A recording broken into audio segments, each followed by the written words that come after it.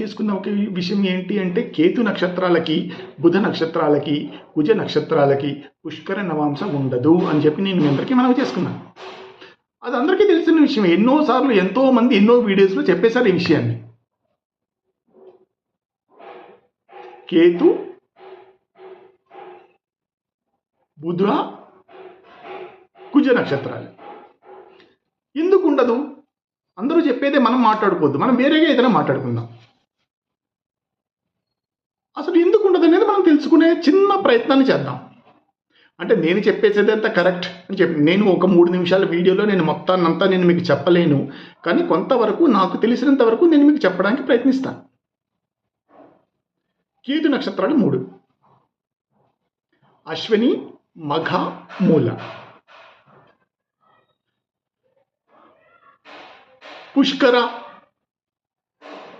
పుష్కరాంశ, పుష్కర నవాంశ. పుష్కరాంశ కదా, పుష్కర నవాంశ గురించి మనం మాట్లాడుకుంటున్నాం.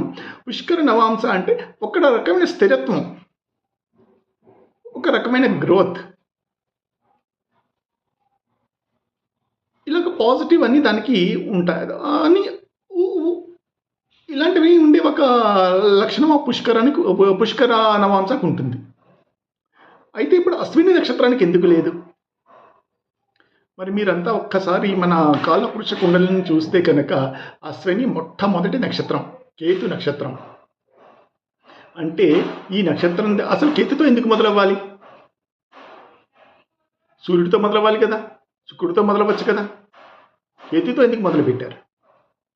కేతు మన పాస్ట్ లైఫ్ని ఈ లైఫ్ని కరెక్ట్ చేస్తాడు. కొత్తగా ఒక ఇంట్లోకి వెళ్ళామనుకోండి, మనకు చుట్టుపక్కల ఏమీ తెలియదు, మెచ్యూరిటీ ఉండదు. మనకు ఒక 2-3 రోజులు పడుతుంది ఆ ఏరియాకి అలవాటు పడేసరికి. సో అలాంటి మెచ్యూరిటీయే ఈ అశ్విని నక్షత్రానికి లేదు. కొత్తగా ఆత్మ తన కొత్త ప్రయాణాన్ని స్టార్ట్ చేస్తూ ఉంటుంది.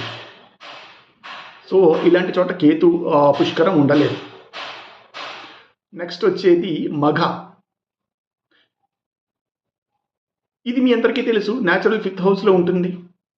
ఇక్కడికి వచ్చేసరికి కొంచెం గర్వం, నేనే రాజుని, నేనే మంత్రిని, అలాంటి లక్షణాలని ఇక్కడ ఉండే అవకాశం ఉంటుంది. ఇక్కడ కూడా పూర్తిగా ఉండలేదు, ఇక్కడ కూడా పుష్కరం ఉండలేదు. మిగిలింది మూల. ఇక్కడ ఎందుకు ఉండలేదు? ఇక్కడికి వచ్చేసరికి అదే ఆత్మకి కొంచెం ఓవర్ పరిణితి చెంది ఉంటుంది. అంత పరిణితి చెంది ఉన్నది దానికి కూడా ఈ పుష్కరం అక్కడ సెట్ అవ్వలేదు.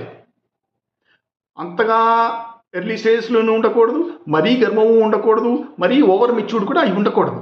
ఆ 3